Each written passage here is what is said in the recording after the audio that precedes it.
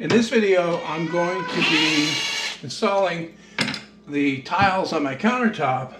And one of the first things that I did, actually the first thing that I did, was I pulled my stove out and I glued on these pieces right here, which form the nosing inside this space. And as you can see, I use a fairly creative clamping solution, which just screws right into the side of the cabinet. This side of the cabinet will never be seen because the stove will be in there. I'll just patch those holes with a little bit of filler. Of course, I did the same on the other side here in the same way. What I used to glue the tiles on in this instance was polyurethane construction adhesive, a good heavy bead on the back, and I pushed it in place and put these clamps on to hold it until it's set. So after I had those cut and glued on, I started cutting out the tiles for the top here itself. The tiles that I have are 12 by 24, and I could have laid those full size and then put little pieces in after, but I thought that that would look too strange, to be honest, on this small countertop. So I decided to go with a pattern, and this is commonly called a broken ashlar pattern. The size of the tiles are all pretty much different, and the pattern itself is kind of random. I did a lot of the cutting on my tub saw outdoors with the diamond blade on it, especially for pieces that were narrow. I didn't want to take a chance on breaking them when using my regular tile cutter, and I used that for most of the straight cuts. After the cuts were made, I had to bevel the edge slightly with the diamond file so they won't be so sharp, and they'll actually match the other side a little bit better. I'm not going to lie, it took a long time to make all these cuts and get the pattern looking well. I did start with a bit of a layout that I did in SketchUp beforehand, and that really helped out to get me started. I did make a couple of changes when I got around here, but that was more based on the tiles that I had left at the time. One of the trickier parts was cutting it around the sink. Now the sink is one of these composite ones, and what I want to do is have this, the surface of the sink and the tile flush with each other. So I had to cut each corner so it would fit in there nice and clean. Now before I go any further, I just want to say that everything you see me doing here, I've already done before. My last house, I did the kitchen countertop more or less exactly the same way, except there was a lot more to it. And the end results, I think, were really worth it. It was a lot of work though, and it wasn't cheap by any means, and that's the case here. I've got about 30, I think it's around 25 actually, square feet of countertop. These tiles cost around $9 a square foot. That's for the tiles. Everything else that goes into it, it all adds up. It's not the cheapest option, but it gives you a look that's really unique. I mean, if you do this in your kitchen and you go next door to your neighbors, you're not going to see the same thing, and that's for sure. So like I said, I've got about 25 square feet of countertop here. So I ordered 30 square feet of tile, thinking that would be more than enough, and I wanted to do the nosing as well. And here's the detail. Basically, it's strips of tiles cut and glued on in the same way as I glued the other ones on. And as you can see here, I used some more creative clamping. I've got screws with cup washers holding the tiles in place, clamped in tight against the nosing until the construction adhesive cures overnight. So I cut these pieces this morning. I had to make a change to my tub saw. It just wasn't able to make accurate cuts like this, and I want this to be a consistent width all the way along. I really should have bought the table saw type tub saw to begin with, but I think that one was on sale for like $100 off or something, and I thought, you know, why not get that one? Okay, now on to the real work. I got started by moving the tiles that are in this area down here and keeping them in the same arrangement so that I won't get mixed up. And then I went out and I mixed up some mortar, and this is just regular stuff, the cheap stuff. Like I said, I used it on my last kitchen, absolutely no problems.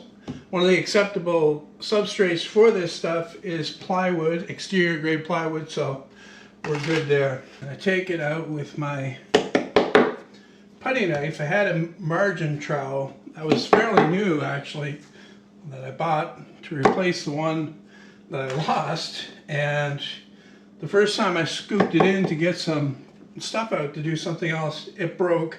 So I'm feeling very ripped off there. I've also got a 1/4 inch by 1/4 inch notch trowel to spread it. Okay, important to note that I'm not a tile guy. That's not my profession, but I have watched a lot of very talented ones over the years working in commercial construction. If you keep your eyes open, you might learn a thing or two. Just gonna spread this out as evenly as I can. I don't want to spread too much of this. I do a small area at a time and then move along. It'd be great if they were all this big, cover a lot of area. But I've got to do things the hard way. What I do is I set it in tight up against the one before it, drop it down, and then pull it back over so that, you know, there's no mortar between the tiles. I push it down relatively firmly and get the next one.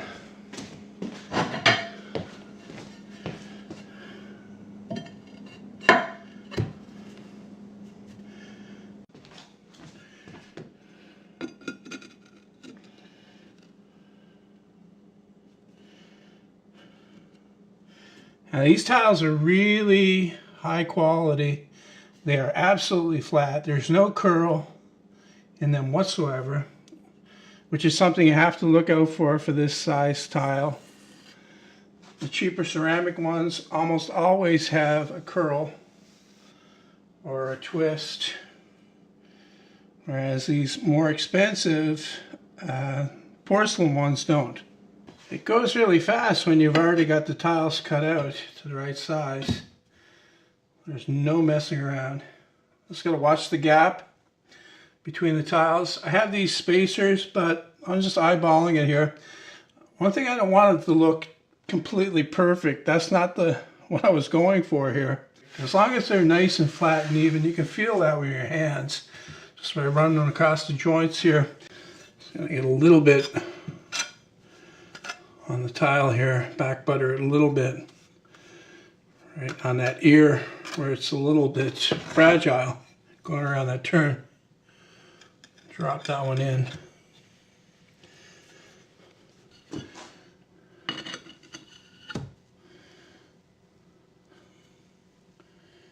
And the same thing here with the one on the front. A little bit more mortar right on that ear.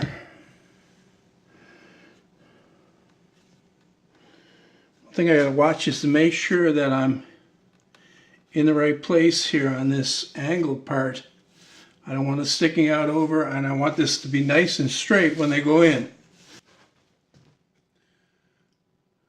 Across the back of the sink, I've got a very small, thin strip. I'm just gonna back butter that with just hunks of it, basically. Just enough to make it stick inside there. Let's get that in there. Try not to get any on the window trim. See if I have enough. It feels good. And then same deal across the front here. I got this one back buttered as well.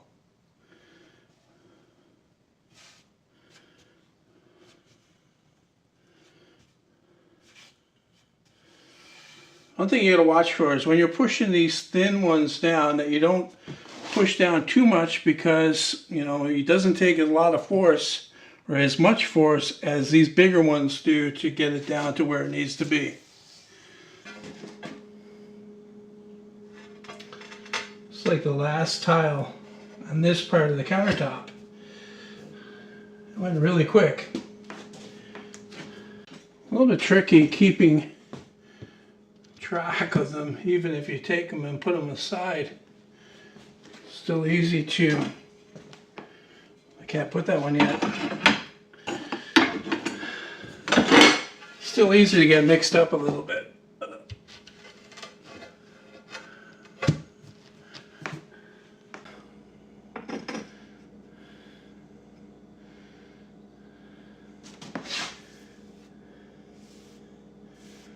Okay, looks like I messed up. This is supposed to go here, and this one's supposed to go on the end. Let's just do the old switcheroo. That should be okay.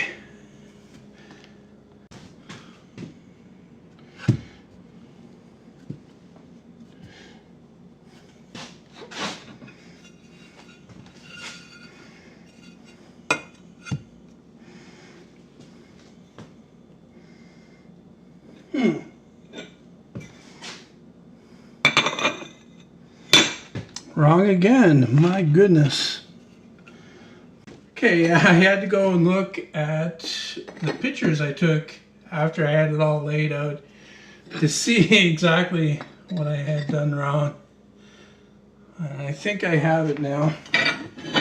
I'm pretty sure this one goes here.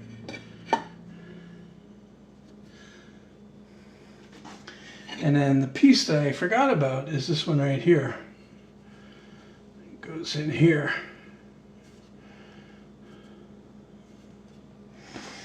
And then this one is up here.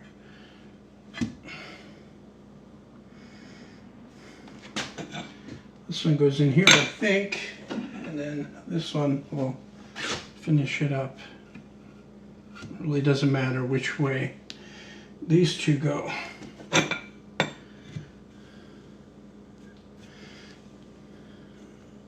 Now I just need to spend some time going around and making sure everything is lined up and the gaps are all the correct size, straight along the front here.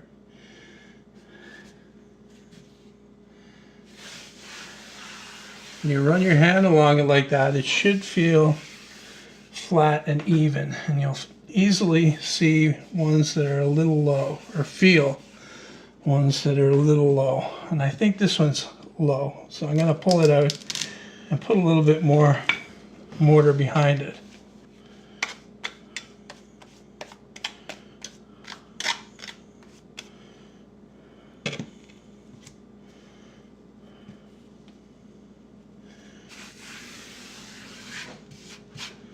The other way is to take a straight edge along, and if you see anything high, you can just push down on the straight edge, and that will push down the tile that's sticking up. But everything here looks really good, so I'm not going to worry about it. Like I say, I'm not looking for perfection here, but I do want it to look nice and flat and even. I was going to take a break, but decided to press on and get this done while I'm on a roll. A roll being I haven't made any major mistakes other than the little bit of a mix-up I did over there.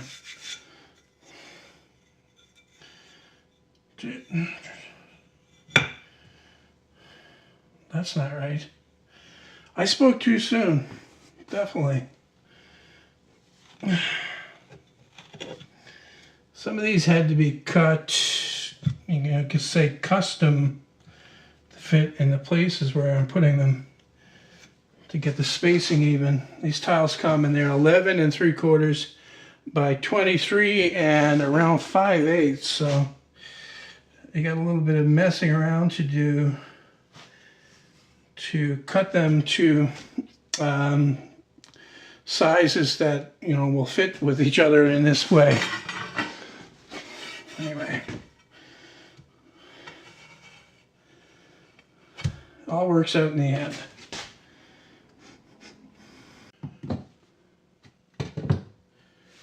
Okay, that looks pretty good. Anyway, that's going to wrap it up for this one. Next time, I'm going to be grouting the tile. There'll be a whole video devoted to that. Not sure yet if it's going to be epoxy or if it's going to be the grout with the sealer mixed in. My preference would be epoxy, but availability is hard to get. I don't want to wait for another month to, get the epoxy. The other stuff is pretty much right on the shelf. You don't have to order it. So anyway, I hope you enjoyed it. I hope it was informative to some of you, and we'll see you next time.